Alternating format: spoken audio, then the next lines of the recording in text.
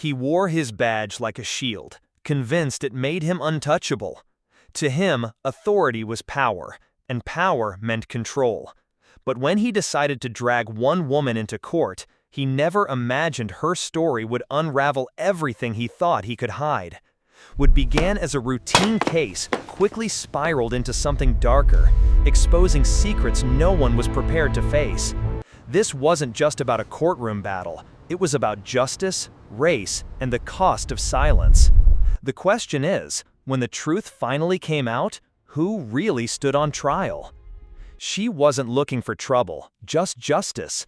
Maya Johnson was a young teacher, loved by her students and respected in her community. Her days were filled with lesson plans, parent meetings, and the quiet joy of knowing she was shaping young lives. She believed in fairness, in truth, in standing up when something was wrong. But not everyone saw her that way. To some, her voice was too loud, her skin too bold, her confidence too threatening. What Maya didn't know was that one man in uniform had already decided she needed to be silenced. And soon, the courtroom she trusted to protect her would become the very place where her dignity was put on trial. Maya had always trusted the system. She believed the courtroom was where truth triumphed over lies, where facts outweighed bias. But the moment she walked into that cold chamber, she felt the weight of eyes on her. Not curious, not neutral, but judging. It wasn't just a case anymore. It was her against a badge, her word against the authority of a man who thought the uniform made him untouchable. The officer claimed she was disruptive during a community meeting, that she had resisted when asked to leave. He painted her as loud, dangerous, out of control. The words were carefully chosen, calculated to strip away her credibility before she even spoke. And as Maya listened, she realized this wasn't about what happened. It was about who she was. When her lawyer presented her side, the cracks in the officer's story were obvious. Witnesses described her as calm, respectful, simply voicing her opinion. But each time they spoke, the officer smirked, as if he knew the verdict long before the gavel would fall. Every question twisted against her, every fact dismissed with a wave of authority. The more Maya fought to hold her ground, the more the courtroom turned against her. She noticed the jury shifting in their seats, whispering, some refusing to meet her eyes. It was the look she had seen 100 times before, the look that said her skin spoke louder than her words. Still, she refused to break. She answered with clarity, stood tall even when the officer's gaze tried to shrink her. But beneath the calm exterior, her heart pounded. Because she knew the truth. It didn't matter how strong her voice was, not when the system was designed to silence it. As the trial dragged on, tension thickened like smoke. Evidence was twisted, motives questioned, character dissected. And each day ended with the same haunting thought. Would this be the moment her life was rewritten by a lie? Maya kept asking herself one question. How do you fight an enemy who wears the mask of justice itself? The courtroom fell silent as the officer took the stand one last time.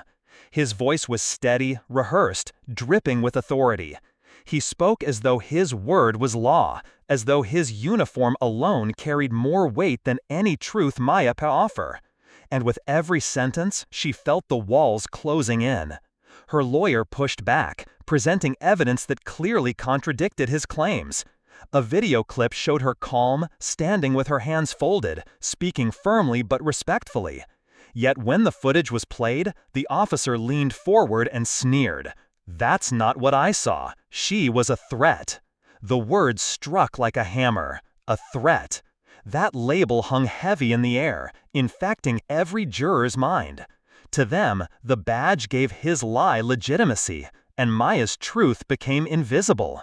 She looked around the room, desperate for a sign that someone, anyone, could see through the performance. But all she saw were blank stares and lowered eyes. Her chest tightened. This wasn't a trial, it was a public execution of her character.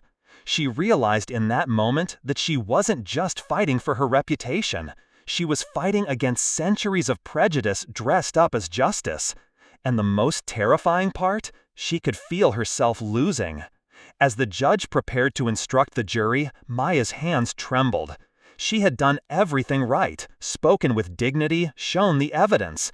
Yet the decision no longer rested on truth. It rested on perception, and perception was poisoned. The gavel struck, echoing like thunder. The verdict was coming. And as Maya closed her eyes, one thought consumed her. Would this be the day her name was destroyed forever, or the day a lie finally crumbled under the weight of truth? When the verdict was read, Maya's heart sank. Not guilty. The officer walked out with his badge gleaming, head held high, as if justice had crowned him untouchable once again.